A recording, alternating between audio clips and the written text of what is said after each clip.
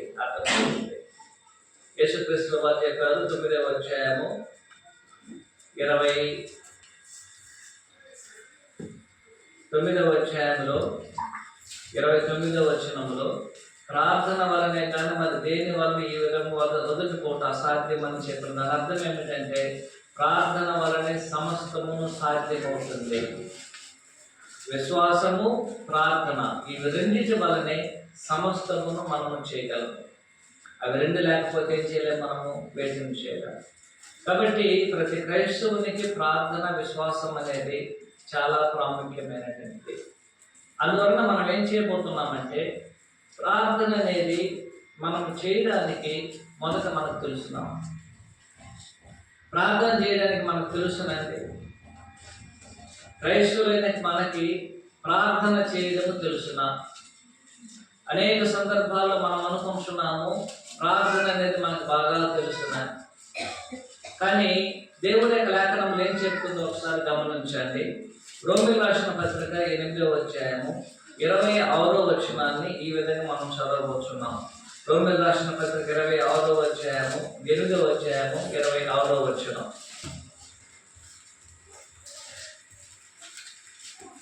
అటువలే ఆత్మయు మన బలహీనతలను చూసి సహాయము చేయుచున్నాడు. ఎలాగనగా మనము యుక్తముగా ఎలాగో ప్రార్థన చేయవలెనో మనకు తెలియదు కానీ ఉచ్చరింపగానే శక్యమైన కానీ మూలుగులతో ఆత్మ తానే మన పక్షంగా విజ్ఞాపన చేయుచున్నాడు. ఇక్కడ రోమా సంఘమునకు ప్రార్థన చేయడం తెలుసండి. ఇక్కడున్న పౌలు గారికి ప్రార్థన చేయడం తెలుసండి. తెలుసునా? ప్రార్థన ఎలాగో చేయవలేనో పౌలు గారికి తెలుసునా? ప్రార్థన ఎలాగో చేయవలేనో ఇక్కడ రోమా సంఘానికి తెలుసునా? 26వ వచనం గమనించండి. ఎటువంటి ఆత్మ బలహీనతను చూసి సహాయం చేయుచున్నాడు. అనగా మనం యుక్తముగా ఎలాగో ప్రార్థన చేయవలేనో మనకి తెలియదు. ఎవరెవరు తెలియదు అంటే ఒకటి పౌలు గారికి తెలియదు, 2 రోమా సంఘానికి కూడా తెలియదు. రోమా సంఘం మనం అనుకున్నట్లయితే ఏదో చిన్న సంఘం కాదు, అంటే బలహీనమైన సంఘం కాదు, చాలా బలమైనటువంటి సంఘం. 15వ అధ్యాయం 1వ వచనం రోమా పత్రికలు మనం చదివినట్లయితే ఆ రోమా సంఘం అనేది చాలా బలమైనటువంటి సంఘం. ఆ బలమైనటువంటి సంఘమును చూసి పౌలు గారు పత్రిక రాసి చెప్తున్నారు, అయ్యా మీరు మీకు ప్రార్థన చేయడము తెలియదు. ఎందుకు ఈనాడు మనం కోరుకున్న దానిని పొందలేకపోతున్నాము? ఎందుకు మనము దేన్నైతే అడుగుతున్నాము దేవుని దగ్గర దానిని మనం పొందలేకపోతున్నాము? కారణం అనేది చెప్పబడింది. కారణం ఏమిటంటే ఎలాగో యుక్తముగా ప్రార్థన చేయవలేనో మనకు తెలియదు. ఈనాడు మనకి ప్రార్థన తెలుసని మనం అనుకుంటున్నాం, ఒప్పించుకోవచ్చున్నాం. కానీ పరిశుద్ధాత్మ చెప్తున్నాడు, అయ్యా మనకి ప్రార్థన చేయడము తెలియదు. అందువల్ల ఆ విషయంలో మనం ఏ విధంగా ఉన్నాము? ఎలాగో ప్రార్థన చేయవలే, యుక్తముగా ఎలాగో ప్రార్థన చేయవలేనో ఆ విషయంలో మనకు తెలియదు. ఆ విషయంలో మనం ఏ విధంగా ఉన్నాము? 26వ వచనం తెలియజేస్తున్నాడు, మా అదువల ఆత్మ మన బలహీనతలను చూసి మనం బలహీనంగా ఉన్నాం. ప్రార్థన విషయంలో ఏ మనుషుడైనా సరే బలహీనంగానే ఉన్నారు. ఎందుకు బలహీనంగా ఉన్నాము? మనం ప్రార్థన చేస్తున్నాం కానీ ఎలాగో యుక్తముగా ప్రార్థన చేయవలేనో తెలియడం లేదు. ఈనాడు అనేక మంది ప్రార్థన చేయడానికి తెలియకుండా ఏం చేస్తున్నారు? బలహీనంగా ఉన్నారు. ఈనాడు అనేక మంది అనుకుంటున్నారు తాము చేసే ప్రార్థనలు అనేది గొప్పదిగా ఉంటుంది అనేసి.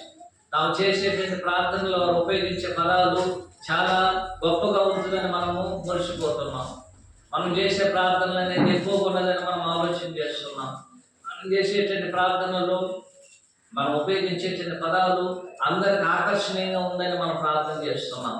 కానీ ఇక్కడ తెలియజేసే విషయం ఏమిటంటే మనం యుక్తముగా ఎలాగో ప్రార్థన చేయవలేనో మనకు తెలియదు. దాని అర్థం ఏమిటంటే మనం ప్రార్థన విషయంలో బలహీనంగా ఉన్నాం కాబట్టి మనము దేని కొరకు దేవుని యొక్క మనం ప్రార్థన చేస్తున్నామో దానిని మనం పొందడం లేదు.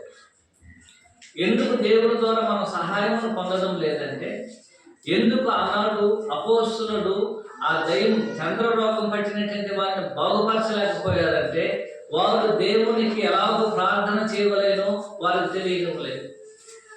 వారికి వారి యొక్క విషయంలో బలహీనంగా ఉన్నారు. అందువలన ఏం చేయలేకపోయారు, ఆ పిల్లవారిని చంద్రరోగాన్ని బాగుపరచలేకపోతున్నారు. ఈనాడు క్రైస్తవులైనటువంటి మనకు కలుగుతున్నటువంటి సమస్యల విషయంలో మనము యుక్తము ఎలాగో ప్రార్థన చేయవలేనో మనకు తెలియదు కాబట్టి మనము దేవుని యొక్క సహాయతను పొందలేకపోతున్నాం. ఈనాడు అనేక మంది క్రైస్తవుల దగ్గరికి అనేక మంది వస్తున్నారు. వచ్చినటువంటి వారు మన దగ్గర సహాయాన్ని ఎదురు చూస్తున్నారు.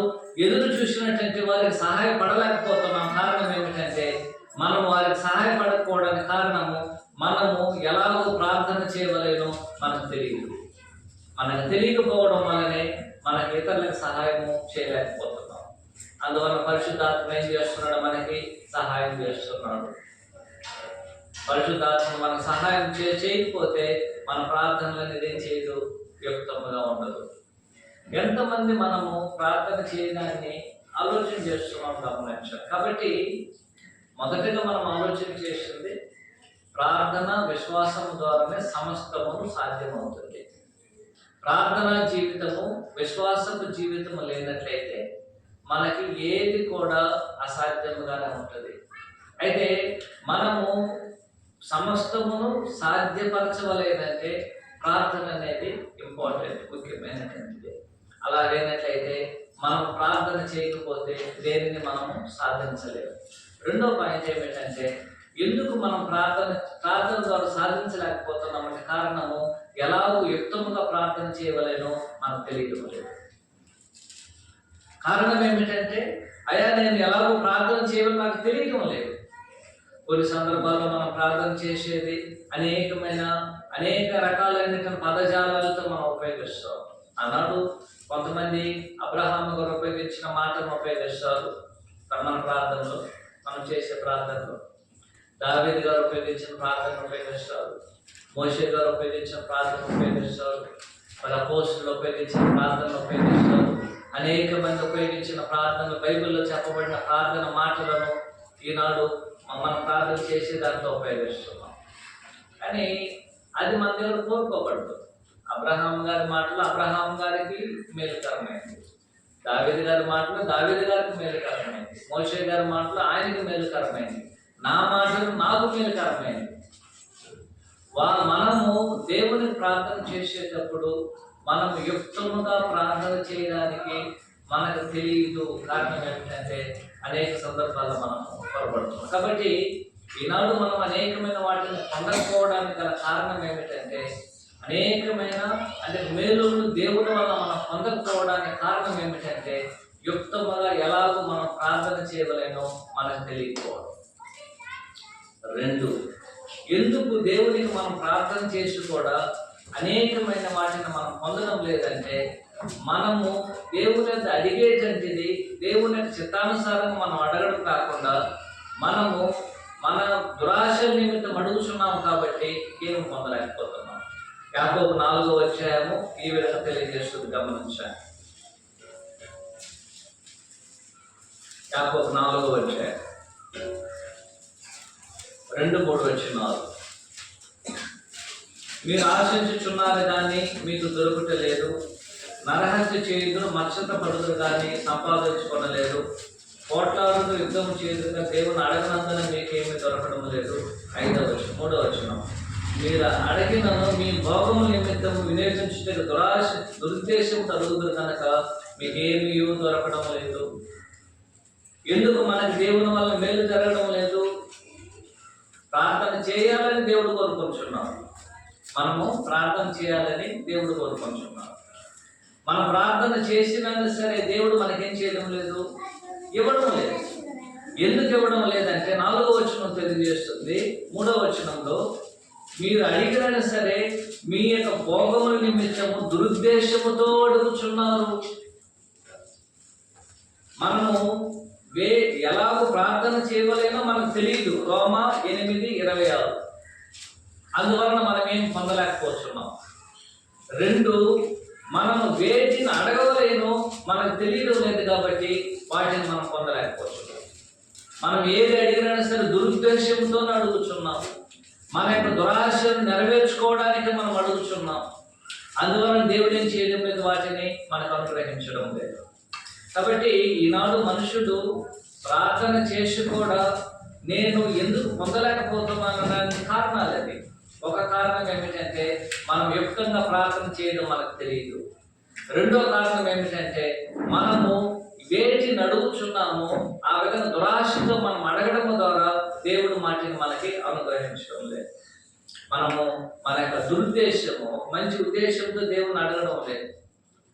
దురుద్దేశంతో మనం అడుగుతున్నాం కాబట్టి దేవుడు మనకేం చేయడం లేదు, వేటిని అనుగ్రహించడం లేదు. వేటిని అనుగ్రహించకపోవడానికి గల కారణం ఏమిటంటే ఆయన చెప్తున్నాడు 3వ వచనంలో, మీరు మీ యొక్క భోగముల నిమిత్తము వినియోగించుటకై దురుద్దేశముతో అడుగుతున్నారు. మీరు అడిగేటువంటిది మీరు పొందలేకపోవడానికి కారణం ఏమిటంటే మీకున్నటువంటి మీ యొక్క దురాశ అనేది దానికి కారణం. అందువలన దేవుడు ఏం చేయడం లేదు, ఇవ్వడం లేదు. మూడవది గమనించండి, ఎందుకు దేవుడు మనకి ఇవ్వడం లేదు? ఎందుకు దేవుడు మనకి ఇవ్వడం లేదండి? రెండో వచనంలో దేవుని అడగనందువలన మనకి ఇవ్వడం లేదు. దేవుడిని మనం అడగనందువలన దేవుడు ఏం చేయడం లేదు, మనకి ఇవ్వడం లేదు. దేవుడిని మనం అడగలేదు కాబట్టి మనకి ఇవ్వడం లేదు. మొదటి పాయింట్ అది. మన మూడో పాయింట్ అది. దేవుడిని మనం అడగడం లేదు కాబట్టి దేవుడు ఏం చేయడం లేదు, ఏమీ ఇవ్వడం లేదు. ఈనాడు మనుషుడు దేనిని పొందకపోవడానికి కారణం ఏమిటంటే దేవునికి ప్రార్థన చేయకపోవడం. దేవునికి మనం ప్రార్థన చేయకపోవడమే మనం దేనిని పొందకపోవడానికి కారణమై ఉన్నది. అయితే సమస్తమును మనం పొందడానికి మనం ఏం చేయవలేను, దేవునికి ప్రార్థన చేయాలి. కాబట్టి ఈ 4 పాయింట్స్ అనేది చాలా ప్రాముఖ్యమైనటువంటిది.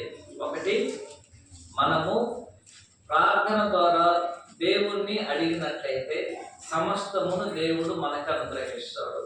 ఇది మొదటి పాయింట్ మనం చూసినట్లయితే. 2, మనం ప్రార్థన చేస్తున్నాను మనకి దొరకకపోవడానికి కారణం ఏమిటంటే మనము ప్రార్థన చేయడం మనకు తెలియదు కాబట్టి, యుక్తముగా మనకు ప్రార్థన చేయడము తెలియదు. 3, మనం ప్రార్థన చేసినను సరే ఎందుకు మనం పొందడం లేదంటే మనం అడిగేటువంటిది భోగముల యొక్క దురాశతో మనం అడుగుతున్నాం కాబట్టి దేవుడు వాటిని మనకి అనుగ్రహించడం లేదు. 4, ఎందుకు దేవుడు మనకి ఇవ్వడం లేదంటే యాకోబు 4వ అధ్యాయం 2వ వచనం ప్రకారము దేవుడికి మనం ప్రార్థన చేయడం లేదు కాబట్టి ఇవ్వడం లేదు. అనేక సందర్భాలలో మనము నష్టము వాటిల్లడానికి అవకాశం ఉంది. ఇక్కడ మనం ప్రార్థనే చేయడం లేదు, అందువల్ల దేవుడు ఏం చేయడం లేదు, దేనిని ఇవ్వడం లేదు. ఇక్కడైతే ప్రార్థన వల్ల సమస్తము సాధ్యము. ప్రార్థన చేసినట్లయితే మనకు దేవుడు సమస్తాన్ని ఇస్తాడు అనేది మార్కు సువార్త 9వ అధ్యాయంలో తెలియజేయబడింది. అయితే మనం ప్రార్థన చేయనందువల్ల దేవుడు ఏం చేయడం లేదు, వేటిని ఇవ్వడం లేదు.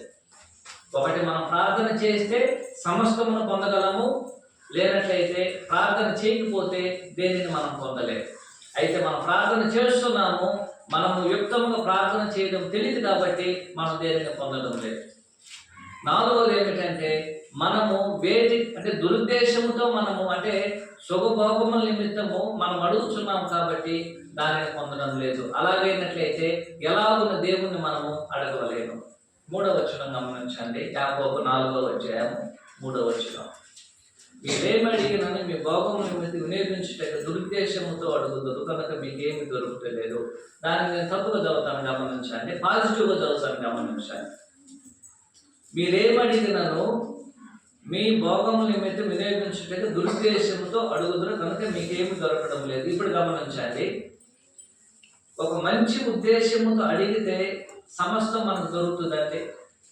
ఇక్కడ దురుద్దేశంతో అడుగుతున్నారు కాబట్టి మీకు దొరకడం లేదు అని చెప్పినటువంటి పదం అది. అయితే ఇప్పుడు మన యొక్క పాయింట్ ఏమిటంటే మంచి ఉద్దేశము కొరకు మనం అడిగితే దేవుడు మనకి అనుగ్రహిస్తాడా?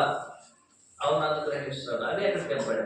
ఉద్దేశము, దురుద్దేశముతో అడిగితే దేవుడెవడు? మంచి ఉద్దేశంతో మనం అడిగితే దేవుడు ఏం చేస్తాడు? మనకిస్తాడు. అక్కడ చెప్పినటువంటి ఆలోచన అదేగా ఉంటున్నది. ఈనాడు లోకంలో ఉన్నటువంటి వారు అడుగుతున్నారు, కానీ మంచి ఉద్దేశం కొరకు మనం అడగాలి. ఏ ఉద్దేశం కొరకు అనేకమైన మంచి ఉద్దేశాలు ఉన్నాయి. మనం జీవించేటువంటి లోకములో అనేకమైన మంచి ఉద్దేశాలతో మనుషులు జీవిస్తున్నారు. ఈనాడు మనుషులు జీవించడానికి అతనికున్న ఉద్దేశమే ప్రాముఖ్యమైనటువంటి కారణం. ఏ ఉద్దేశం కొరకు మనం సమస్తము అడగాలి? ఒకటి, మనకున్నటువంటి మొదటి ఉద్దేశం ఏమిటంటే, నా జీవితంలో ఎలాగైనా సరే ఎల్లప్పుడూ దేవుణ్ణి మహింపరిచే జీవితంగా ఉండవలేనని, అలాంటి ఒక మంచి ఉద్దేశం కొరకు మనం సమస్తాన్ని అడగాలి. నా జీవితంలో ఏం చేయవలేను? ఎల్లప్పుడూ నా జీవితం అనేది దేవునికి మహిమకరంగా ఉండవలేను అనే మంచి ఉద్దేశంతో దేవునికి మనం ప్రార్థన చేయాలి. ఎప్పుడైనా మనం ఆ విధంగా ప్రార్థన చేసామంటే, ఎందుకు మనకు దొరకడం లేదంటే, ప్రార్థన చేసినా సరే అది ఉద్దేశం అనేది మంచిది కాకపోతే దేవుడు దాన్ని ఇవ్వడు. నా జీవితము ఎలాగైనా సరే దేవుని యొక్క మహిమార్థమై ప్రభు యొక్క సేవలో వినియోగించబడాలని మనం మంచి ఉద్దేశంతో దేవుని కొరకు ప్రార్థన చేయాలి. ఈనాడు అనేక మంది అడుగుతున్నటువంటి వారు తమ యొక్క దురుద్దేశముల నిమిత్తమే, మంచి ఉద్దేశాల కొరకు అడగడం లేదు. అయ్యా, నా యొక్క జీవితంలో దేవుని మహిమపరచడానికి నేను ఏది నాకు అవసరమో దాన్ని నాకు అనుగ్రహించమని దేవునితో మంచి ఉద్దేశం కలిగి మనం అడిగినట్లయితే దేవుడు సమస్తమును మనకి అనుగ్రహిస్తాడు. 2, ప్రతి మనుషుడు అంటే నా ఆత్మ రక్షణ కొరకు లేక ఇతరుల యొక్క ఆత్మ రక్షణ కొరకు మనము దేవుని యొక్క అడిగినట్లయితే దేవుడు దాన్ని అనుగ్రహించాడు. అది మంచి ఉద్దేశం. అది మన ఆత్మ రక్షణ పొందాలి, ఇతరుల యొక్క ఆత్మ రక్షణ పొందాలి, నా కుటుంబం యొక్క ఆత్మ రక్షణ పొందాలి, నా యొక్క సహోదరుల యొక్క ఆత్మ రక్షణ పొందాలి, నా తల్లిదండ్రుల యొక్క ఆత్మ రక్షణ పొందాలి, నా భార్య పిల్లల ఆత్మల రక్షణ పొందాలి, నా చుట్టుపక్కల ఉన్న వారి ఆత్మల రక్షణ పొందాలి, నా బంధువుల ఆత్మ రక్షణ పొందాలి, నా స్నేహితుల ఆత్మ రక్షణ పొందాలి, నా గ్రామంలో ఉన్న వారి ఆత్మ రక్షణ పొందాలి, నాకు తెలిసిన వారందరూ రక్షణ పొందాలని, లోకంలో ఉన్న ప్రతి ఒక్కరూ రక్షణ పొందాలని, దానికి సంబంధించిన విధానంలో మంచి ఉద్దేశంతో దేవుని అడిగినట్లయితే దేవుడు దాన్ని అనుగ్రహిస్తాడు. కానీ మన యొక్క ఉద్దేశాలు అనేది తప్పైన మార్గాల్లో ఉంటుంది. మంచి ఉద్దేశం అనేది ఏమిటి? ఎలాగైనా సరే నేను యేసుక్రీస్తు వలె లోకంలో జీవించడానికి నాకు కావలసిన వాటిని ఇవ్వాలని మంచి ఉద్దేశంతో దేవుని దగ్గర అడగాలి. వాటిని మనం అడిగినప్పుడు మనకు అవసరమైన వాటిని నాకు అనుగ్రహిస్తాడు.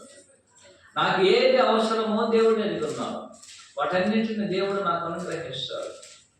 మనము ఏది అవసరమో వాటన్నిటిని మనం అడగలిగినప్పుడు మంచి ఉద్దేశం అనేది ఉండాలి. మనం అడిగేటప్పుడు మనకు ఉద్దేశమే మంచిదిగా ఉండాలి. మనం అడుగుతున్నప్పుడు మనసులో దురుద్దేశం పెట్టుకొని ఏదో ఊరిక పైకి మాత్రమే అయ్యా నా సహోదరులు రక్షణ పొందాలి అనేసి మనం పొందినంత మాత్రాన రక్షణ పొందలేము. దేవుణ్ణి అడిగేటప్పుడు ఒక మంచి ఉద్దేశం ఉండాలి. నా యొక్క హృదయం అనేది మంచి ఉద్దేశములతో దేవుణ్ణి మనం అడిగినప్పుడు మనకు కావలసిన వాటన్నిటిని ఆయన అనుగ్రహిస్తారు. ఈనాడు అనేక మంది పొందకపోవడానికి గల ఏకైక కారణం ఏమిటంటే దురుద్దేశముతో అనేకమైన వాటిని మనం అడగడం జరుగుతుంది. అందువలన ఫలితములను మనము పొందలేకపోతున్నాం. ఈనాడు ఫలితాలు పొందకపోవడానికి గల ప్రాథమికమైన కారణం ఏమిటంటే మనం దేవుణ్ణి అడగకపోవడమే. దేవుణ్ణి మనం అడగకపోతే ఏం చేయలేము, మనము ఏది మనకు దొరకదు, ఏది కూడా మనకు దొరకదు. నేను యేసుక్రీస్తు వలె పరిపూర్ణ చెందాలి, మంచి ఉద్దేశం. నేను అనేకులకు స్వార్థం ప్రకటించాలి, మంచి ఉద్దేశం. అనేకులకు దేవుని యొక్క మాటలను వినిపించాలి, మంచి ఉద్దేశం. అనేకులకు దేవుని కూర్చున్నటువంటి గానములను నేను తెలియజేయాలి, మంచి ఉద్దేశం. అనేకులకు నేను సహాయం చేయాలి, మంచి ఉద్దేశం. అనేక క్రైస్తవులందరూ కలిసి ప్రభువునందు సహవాసం కలిగి ఉండాలి, మంచి ఉద్దేశం. అలాంటి మంచి ఉద్దేశములను మనం కలిగిన వారమై మనం దేవుని అడిగినట్లయితే సమస్తము మనకు దొరుకుతుంది. అన్నాడు శిష్యుల దగ్గరికి ఆ యొక్క చాంద్రరోగం పట్టినటువంటి వ్యక్తిని తీసుకొచ్చారు. ఆ విధంగా తీసుకొచ్చినప్పుడు వారు ఏం చేయలేకపోయారు, ఆ యొక్క పిల్లవాడిని బాగు చేయలేకపోయారు. ఆ విధంగా బాగు చేయలేకపోవడానికి గల కారణం ఏమిటి? యేసుక్రీస్తు వారు చెప్పారు, అయ్యా మీ యొక్క ప్రార్థన జీవితం, విశ్వాస జీవితం అనేది బలంగా ఉండాలి. లేనట్లయితే మీరు దేనిని సాధించలేరు. మనం సమస్తమును సాధించడానికి మనకు అవసరమైనది ప్రార్థనా జీవితం, విశ్వాసపు జీవితం. ప్రభు చెప్పారు, విశ్వాసం లేని మూర్ఖ ధర్మలారా ఎంతకాలం మీతో నేను ఉండేది, ఎంతకాలం మిమ్మల్ని సహించేది. మీకు విశ్వాసం లేని మూర్ఖ ధర్మ వారే ఉన్నారు. ప్రార్థన చేయకపోవడమే మీరు సాధించలేకపోవడానికి ప్రాథమికమైన కారణం ఉంది. ఇప్పుడు మన జీవితాన్ని గురించి ఆలోచించాలి. ప్రతి ఒక్కరి జీవితంలో ఏదో ఒక అవసరం అనేది ఉంటుంది. అవసరం అనేది వ్యక్తిగతంగా ఉండొచ్చును, కుటుంబ పరంగా ఉండొచ్చును, లేక అది సాంఘిక పరమైన ఒక అవసరంగా ఉండొచ్చు. మరి ఏ రూపంలోనైనా సరే ప్రతి మనుషుడు అవసరములతో కలిగి లోకంలో జీవిస్తున్నాడు. ప్రతి ఒక్కరికి అవసరమే, ఏదో ఒకటి అవసరం. ప్రతి అవసరం అనేది మనం ఇతరుల మీద మనం ఏం చేస్తాం, ఆధారపడి జీవిస్తాం. కాబట్టి ప్రతి మనుషుడు అవసరముల కొరకు జీవించేటటువంటి వాడు. రెండోది, ప్రతి మనుషుడు తన అవసరములను తీర్చుకోవడానికి ఇతరుల మీద ఆధారపడేటటువంటి వాడు. ప్రతి ఒక్కరి మీద మనం ఆధారపడతాం. నా అవసరాలు తీర్చుకోవడానికి మీ మీద ఆధారపడవచ్చు, మీ యొక్క అవసరం తీర్చుకోవడానికి నా మీద ఆధారపడవచ్చు. ఈ విధంగా ఒకరికి అవసరముల కొరకు ఇంకొకరు ఏం చేస్తున్నాం, మనము పనిచేస్తూ జీవిస్తున్నాం. అయితే మన అవసరములను మనం తీర్చుకోగలము, వీళ్ళకి ఇతరులు తీర్చగలరు. మీ అవసరములను నేను తీర్చగలను, కానీ మనందరి అవసరములను ఎవరు తీర్చగలరు? ఎవరు తీర్చగలరండి? ఫిలిప్పీయులకు రాసిన పత్రిక 4వ అధ్యాయము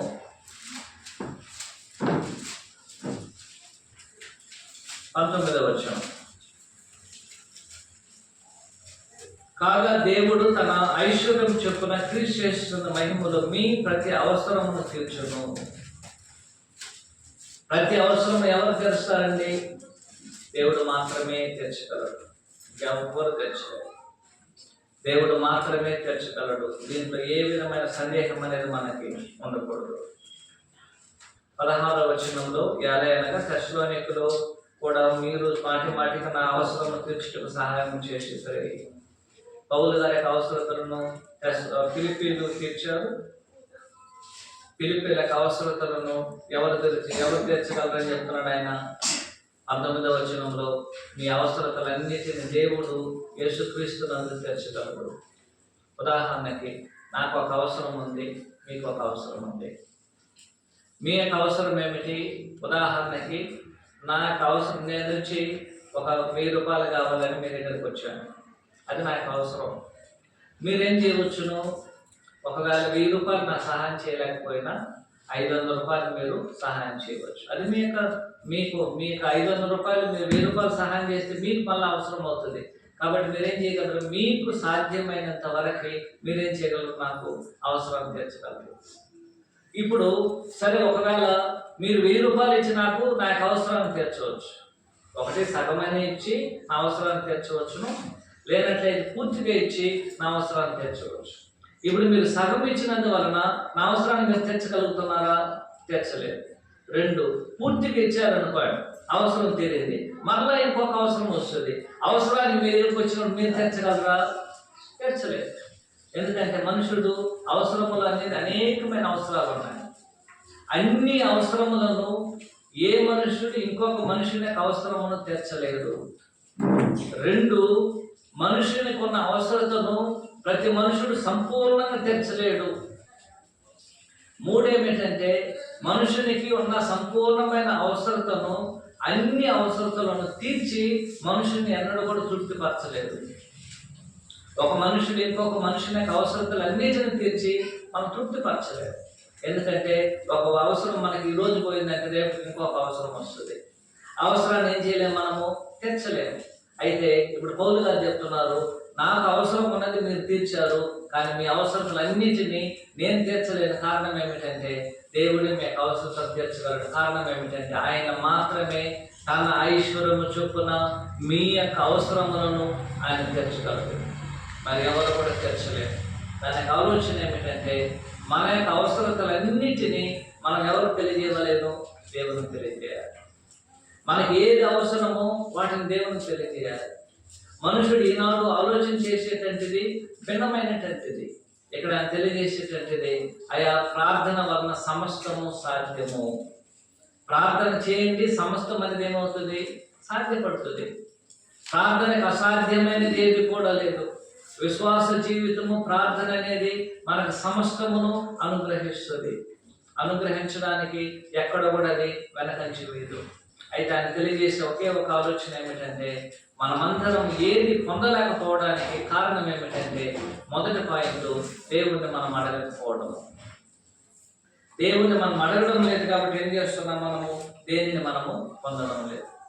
రెండో పాయింట్ ఏమిటంటే, మనం అడుగుతున్నాము కానీ మనం ఏం చేయడం లేదు, పొందలేకపోతున్నాం. కారణం ఏమిటంటే, యుక్తంగా ఎలాగో ప్రార్థన చేయవలేనో మనకు తెలియడం లేదు. మూడో పాయింట్ ఏమిటంటే, మనం ప్రార్థన చేస్తున్నాం కానీ మంచి ఉద్దేశం లేకుండా చేస్తున్నాం కాబట్టి మనకి ఏది దొరకడం లేదు. నాలుగో పాయింట్ ఏమిటంటే, మంచి ఉద్దేశంతో మనం చేయగలిగినప్పుడు మాత్రమే సమస్తము మనం పొందడానికి అవకాశం ఉంది. ఐదో పాయింట్ ఏమిటంటే, ప్రార్థన జీవితం మాత్రమే క్రైస్తవుడు తన జీవితంలో సమస్తమును సాధించడానికి ఒక కేంద్రం, ఒక ఆధారమైనది. అలాంటి ఒక జీవితాన్ని మనం జీవించవలేదని, అలాంటి ఒక జీవితాన్ని ప్రతి క్రైస్తవుడు కలిగి ఉండాలని యేసుక్రీస్తు వారు మనకి ఒక మంచి మార్గాన్ని ఇచ్చారు. ఆయన మనము లోకాసు వార్త 18వ అధ్యాయంలో మరియు లోకాసు వార్తలో మనం మత్తయి, మార్కు, లూకా, యోహాను సువార్తలు మనము చదివినప్పుడు ఆయన మనకి ఇచ్చేటువంటి ఒకే ఒక ఉదాహరణ ఏమిటో ఒకసారి మనం ఆలోచన చేసినట్లయితే 18వ అధ్యాయం 1వ వచనము లోకాసు వార్తలో, వారు విసుగక నిత్యము ప్రార్థన చేసి ఉండవలైనందుకు ఆయన వారికి ఉపమానం చెప్పారు. మనం ఏం చేయవలైనాక? ప్రార్థన చేయాలి. 2, నిత్యం ప్రార్థన చేయాలి. 3, విసుగకుండా ప్రార్థన చేయాలి. మనం ప్రార్థన చేయాలని ప్రభువే మనం కోరుకున్నారు. మనం దేవునికి ప్రార్థన చేయాలి. మనకి ప్రతి అవసరం కొరకు దేవునికి మనం ప్రార్థన చేయాలి. దేవునికి మనం ప్రార్థన చేసినప్పుడు ఆయన మన యొక్క ప్రార్థన వింటారు. ఆయన విని మనకు కావలసిన వాటిని అనుగ్రహిస్తారు. ఆ విశ్వాసం మనకు ఉండాలి. యేసుక్రీస్తు నామములో దేవునికి మనం ప్రార్థన చేయాలి. ఆ విధంగా ప్రార్థన చేసేటప్పుడు ఏం చేయలేను? మనము నిత్యము చేయాలి, ఎల్లప్పుడూ చేయాలి. ఎల్లప్పుడూ మనం దేవునికి ప్రార్థన చేస్తూ యేసుక్రీస్తు నామములో ఆయనకి మనం మోకరించాలి. మూడోది ఏమిటంటే, నిత్యం మనం ప్రార్థన చేస్తున్నాం కాబట్టి విసుగు కొనకూడదు. విసుగక నిత్యము ప్రార్థన చేయవలేనని ప్రభువు మనకు ఆజ్ఞాపించున్నారు. కాబట్టి మనం దేవునికి ప్రార్థన చేయాలి, యేసుక్రీస్తు నామములో ప్రార్థన చేయాలి.